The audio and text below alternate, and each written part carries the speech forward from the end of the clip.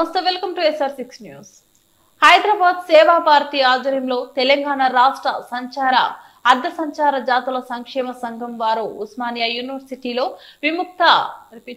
విముక్తి దినోత్సవంను ఘనంగా నిర్వహించారు. ఈ కార్యక్రమానికి పార్లమెంటు సభ్యులు డాక్టర్ కె లక్ష్మణ్ ముఖ్య అతిథిగా పాల్గొనగా శ్రీ పగడ రాజేందర్ సభ అధ్యక్షత వహించారు. ప్రత్యేక అతిథులుగా డాక్టర్ దాసరి శ్రీనివాస్ గారు, పటికే విముక్తి వికాస పరిషత్ చైర్మన్ డాక్టర్ సువర్ణ రావల్, RSS క్షేత్ర సేవా ప్రముఖ ఎక్క శేఖర్ జి, విముక్త సంచార జాతుల అభివృద్ధి మండలి అధ్యక్షులు పీట్ల స్వర్ణకుమార్, రాష్ట్ర సంచార జాతుల సంక్షేమ సంఘం అధ్యక్షులు టి శ్రీనివాస్ గారు పాల్గొన్నారు. ఈ కార్యక్రమాన్ని AIDNTDC ప్రధాన కార్యదర్శి మిట్టపల్లి చిరంజీవి నిర్వహించారు. డాక్టర్ కె లక్ష్మణ్ మాట్లాడుతూ 1999లో తొలిసారి ఎంపీగా ఎన్నికైనప్పుడు చిక్కడపల్లి, జంగమెట్ ప్రాంతాల వీరముష్టి సభ్యుల ద్వారా సంచార జాతుల స్థితిగతులు తెలుసుకున్నారని, వారి సేవా కార్యక్రమాలు సమాజానికి ఆదర్శంగా నిలుస్తున్నాయని అన్నారు. వారు చివరిన మన కార్యక్రమంలో విధంగా గొప్ప ఒక వేదికను ఏర్పాటు చేయడం జరిగింది. దురదృష్టం ఏంటంటే మన మీడియాకు సంచలనమైన వార్తలు, వ్యక్తిగతమైన దూషణలతో కూడుకున్నటువంటి మరి వార్తల మీద దృష్టి ఉంటుంది. కానీ ఇంతకుముందు చెప్పినట్టుగా ఇంత గొప్ప చరిత్ర ఉన్నటువంటి సమాజం గురించి అంత నిన్న వారు విన్యాసాలు, వారి యొక్క హరికథలు, బుర్రకథలు ప్రదర్శిస్తూ ఉంటే ఎక్కడ కూడా పత్రికల్లో దానికి చోటు దక్కదు.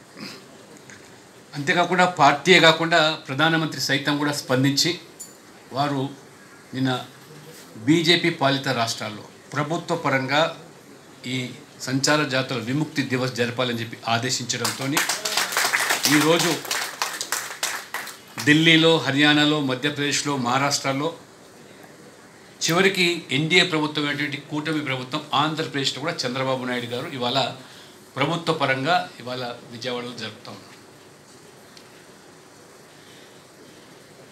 అంటే ఈరోజు చట్టసభల్లో దాని ప్రభావం ఎంత అనేటువంటి విషయాన్ని ఆలోచన చేస్తే, మొదటిసారి నేను ఎమ్మెల్యేగా ఎన్నికైనప్పుడు 99లో ఆ రోజు కూడా ముఖ్యంగా నాతో ఎక్కువగా ఈ సంచార జాతుల్లో ఉన్నటువంటి వాళ్ళలో వీరముష్టి, అంటే ఇప్పుడు వీరభద్రీయ సంఘం వాళ్ళు నాతో మమేకమై ఉన్నారు. చిక్కడపల్లిలో ఒక చక్కటి భవనము, వాళ్ళ కార్యకలాపాలు, ఒక ఎమ్మెల్యేగా వారికి అండగా ఉండడం వల్ల అనేక విషయాలు వాళ్ళ ద్వారా తెలుసుకోవడం జరిగింది. జంగంమెట్లో కూడా వీరభద్రీయ సంఘం పాతపట్నంలో బ్రహ్మాండమైనటువంటి భవనం కట్టారు. వాళ్ళు ఒక పటిష్టమైనటువంటి ఒక నాయకత్వం కాకుండా సమిష్టిగా పనిచేసేటు. ఆ రోజు కూడా కొత్తగా ఎన్నికైనాను ఒక సామాజిక స్పృహ ఉన్న వ్యక్తిగా, మరి ఒక సంఘ స్వయం సేవకునిగా, విద్యార్థి పరిషత్తు మరి కార్యకర్తగా అసెంబ్లీలో ఈ సంచార జాతుల గురించి మాట్లాడని చెప్పి మొదటిసారిగా ఆ రోజు నేను మాట్లాడినప్పుడు నాకు ఇంత చరిత్ర తెలియకపోయినప్పటికీ కూడా ఈ సంచార జాతుల్లో ఏ కులాలైతే కొనసాగుతున్నాయో నిజంగా సభ్య సమాజం కూడా సిగ్గుతో తల వంచుకునేటువంటి రీతిలో వాళ్ళ యొక్క మరి కులాల పేర్లు, పిచ్చకుంట్లోళ్ళని, లేదా పాములోళ్ళని, దొమ్మరోళ్ళని, రకరకాలైనటువంటి మరి పేర్లు. నిజంగా ఈ అంశాలను నేను అసెంబ్లీలో ప్రస్తావించినప్పుడు, ఆ కులాల పేర్లు నేను చెప్పినప్పుడు, ఆ రకంగా ఆ రోజు చంద్రబాబు నాయుడు గారు ముఖ్యమంత్రి, దేవేందర్ గౌడ్ గారు ఒక బాధ్యత గల మంత్రిగా అసెంబ్లీ తర్వాత వారు వెంటనే ఈ సంఘాలను సంప్రదించి పేర్లు మార్పిడి కోసం ప్రయత్నం చేస్తామని వారు ముందుకు రావడం, ఆ రకంగా పిచ్చకుంట్ల వాళ్ళను వంశరాజులుగా, వీరముష్టి వాళ్ళను వీరభద్రీలుగా, ఇంకా అనేక రకాలైన పేర్లలో కూడా సంఘాలు ముందుకు వచ్చిన వాళ్ళకు పేర్లు మార్పిడి జరిగింది. అదొక గొప్ప అనుభూతి, నాకు గొప్ప సంతృప్తి కూడా కలిగింది. అంటే రాజకీయాలు అనేది మేము ఏ ఒక్క సిద్ధాంతంలో అయితే ఇవాళ రాజకీయాలు చేరినామో, ఏదో ఎమ్మెల్యేలు కావాలని, ఎంపీలు కావాలని, మేము అధికారంలో రావాలని ఏనాడు కూడా కళలో ఊహించలేదు. అవకాశాలు వచ్చాయి కాబట్టి వచ్చినప్పుడు ఇది బాధ్యతగా భావించి ఈ సమాజంలో ఉన్నటువంటి ఈ వర్గాల యొక్క మరి సమస్యల గురించి మాట్లాడే అవకాశం మాకు ఇవాళ పార్టీ కూడా కల్పించడం చాలా సంతోషం కలుగుతుంది. మొదటిసారి పార్లమెంట్లో సంచార జాతులు, గోమంతు, అర్ధ గోమంతు, విముక్త్ అని జాతుల గురించి మాట్లాడినప్పుడు విచిత్రం ఏంటంటే సమాజంలో అనేక రాజకీయ పార్టీలు ఉన్నాయి, అనేక సంస్థలు పనిచేస్తున్నాయి, కానీ ఆర్ఎస్ఎస్ సంబంధించిన అనుబంధ సంస్థలే వాళ్ళ సేవా భారతి కానివ్వండి, లేదా సామాజిక సమరసత వేదిక పేరు మీద కానివ్వండి, ఇవాళ దుర్గాదాస్ గారు, లేదా గుజరాత్లో భారత్ భాయ్ కానివ్వండి, కుల్దీప్, మహారాష్ట్రలో ప్రవీణ్ భాయ్, విద్యార్థి పూర్తిగా అంకితమై వాళ్ళ జీవితం అంతా కూడా ఈ వర్గాల యొక్క అభ్యున్నతి కోసం, సంక్షేమం కోసం, హక్కుల కోసం వారు మొత్తం జీవితం అంతా కూడా అర్పించి వారు పనిచేస్తున్న విషయాన్ని ఢిల్లీలో జాతీయ స్థాయిలో వీళ్ళ యొక్క కార్యవర్గం జరిగినప్పుడు ఆ అంశాలు నా దృష్టి తీసుకురావడం జరిగింది. కాబట్టి ఈ చట్టసభలో ఉన్నటువంటి ఆ యొక్క మరి మహత్వం తెలుసుకొని మీరు చెప్పారు ఇంతకుముందు. నిజంగా ఈ సంచార జాతులు అనేది సదాచార వారసులు, సాంస్కృతిక వారసులు. వాళ్ళ భారతదేశం ఆత్మలో ఇదొక విభిన్నమైనటువంటి భాగంగా మనం ఇవాళ సమాజం గుర్తించాల్సిన అవసరం. వారి యొక్క కఠిన జీవన పరిస్థితులు, వాళ్ళ పేదరికము, వివక్ష, నిర్లక్ష్యము ఏ రకంగా వారి పట్ల మిగతా సమాజం కూడా చిన్నచూపు చూసిందో, ఆనాడు పాలకులు కూడా ఏ రకంగా వారి పట్ల దయనీయంగా వ్యవహరించారు. ప్రధానంగా హిందూ ధర్మం గురించి లేదా మన యొక్క సంస్కృతి గురించి వారికి ఉన్నటువంటి కళ నైపుణ్యం ద్వారా హరికథలు, బుర్రకథలు ఈ రకంగా వారు సంచరిస్తూ మన ఈరోజు ధర్మాన్ని కాపాడేటువంటి వారధులు వాళ్ళు.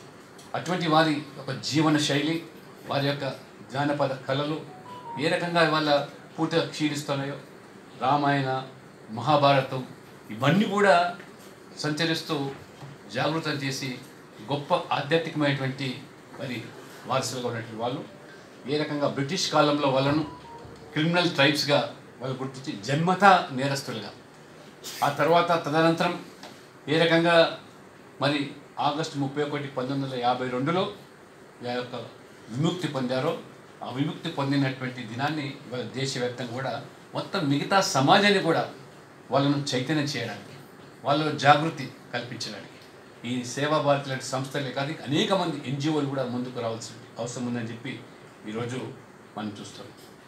ఒక రాజకీయ నాయకుడిగా తప్పదు, రాజకీయాలు కూడా ప్రస్తావించాల్సి వస్తుంది. ఎందుకంటే పాలకులు ఏ రకంగా ఈ వర్గాలను విస్మరించారు. కేవలం ఓటు బ్యాంక్ రాజకీయాలుగా వాడుకొని పేదరికం పేరు మీద, గరీబీ హఠావో పేరు మీద ఆ రకంగా వారు నీతులు వల్లించారు తప్పితే వాస్తవంగా అమాయకంగా ఉన్నటువంటి ప్రజలను ఏ రకంగా దగా చేశారో, మోసం చేశారో ఈ చరిత్ర. దాదాపు ఈ వర్గాల యొక్క సంక్షేమం కోసమని, అభ్యున్నతి కోసమని, అధ్యయనం కోసమని 16 కమిషన్లు మరి స్వాతంత్రం వచ్చిన తర్వాత, విముక్తి పొందిన తర్వాత ప్రభుత్వానికి నివేదికలు వారు సమర్పిస్తే నెహ్రూ నుంచి మొదలుకొని ఇవాళ రాజీవ్ గాంధీ వరకు, ఎవరైతే ఇవాళ రాహుల్ గాంధీ ఉదయం లేస్తే రాజ్యాంగ పుస్తకం పట్టుకొని, లేదా ఇవాళ పేద ప్రజల హక్కుల కోసం అని చెప్పి ఓబీసీ అని చెప్పి, ఎస్సీ అని చెప్పి, ఎస్టీ అని చెప్పి ముసలి కన్నీరు కారుస్తున్నారో, వాళ్ళ రిజర్వేషన్ల యొక్క గురించి ప్రస్తావన తీసుకొస్తున్నారో, ఏ రకంగా విస్మరింపబడ్డారని మాట్లాడుతున్నారో, దానికి ప్రధానమైనటువంటి కారకులు, బాధ్యులు ఎవరో సమాజం కూడా తెలుసుకోవాల్సిన అవసరం. 16 కమిషన్లు రిపోర్ట్లు ఇస్తే, నివేదికలు ఇస్తే ప్రభుత్వం స్పందించి దాని మీద చర్యలు తీసుకోవాల్సి పోయి ముట్టదాఖలు చేశారు. మొట్టమొదటి కమిషన్ కాకా కలేకర్ కమిషన్ 1955లో. ఆనాడే చాలా స్పష్టంగా మొదట్లోనే ఈ దేశంలో కులాల వారీగా గణాంక వివరాలు సేకరించండి, తద్వారా ప్రభుత్వాలు ప్రణాళికలు రూపొందించారు.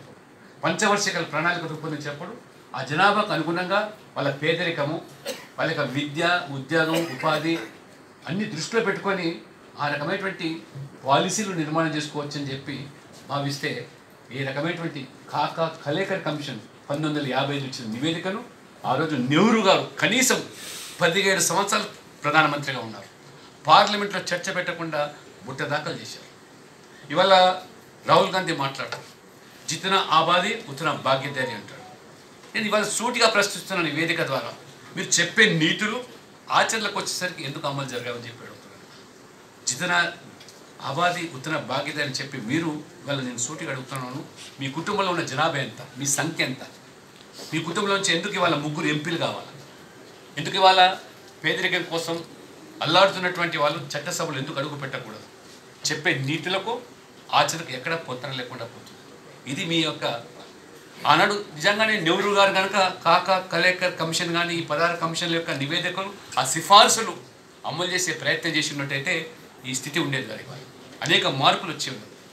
అనేక రకంగా బడ్జెట్ కేటాయింపులు కానివ్వండి, వాళ్ళకు విద్యా ఉపాధి రంగాల రిజర్వేషన్లు కూడా దొరికే అవకాశం ఉంది. వీటిని విస్మరించి మరి ఆనాడు కాకా కలేకర్ కమిషన్ కానివ్వండి, మండల్ కమిషన్ కానీ వీటన్నీ కూడా విస్మరించినారు మీరు. కానీ మొదటిసారిగా సంచార జాతులకు గుర్తింపు వచ్చింది ఎప్పుడంటే 1999లో మహారాష్ట్ర ప్రభుత్వం, ఆనాడు బీజేపీ ప్రభుత్వం, దేవేంద్ర ఫడ్నవీస్ గారు ముఖ్యమంత్రి.